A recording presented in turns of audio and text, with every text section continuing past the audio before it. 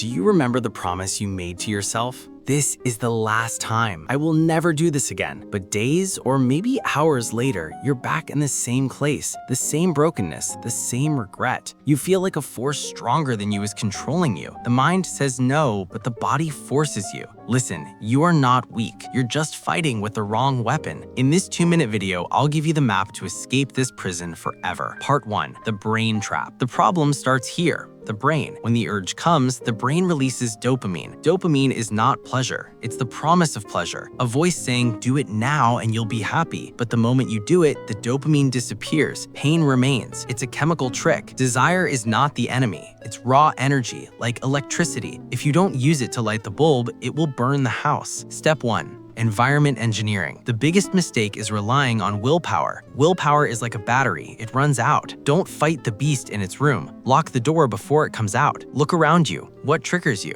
Is it your phone? Is it loneliness? If the phone is the cause, remove it. Make the sin hard to reach. Step 2. The 10-minute rule.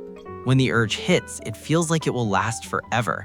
The truth is, chemical urges last 10 to 15 minutes. Then they die. Don't fight it. Just wait. Say, I will wait 10 minutes.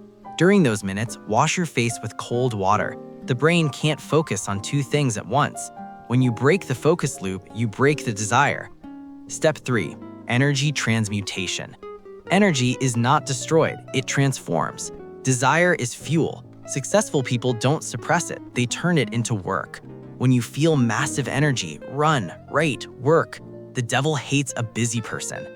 Conclusion. New identity. Change isn't saying I will try, it's changing who you are. Stop saying I'm quitting, say I'm not that person. You are not a slave, you are the leader. Get up now, the battle has started.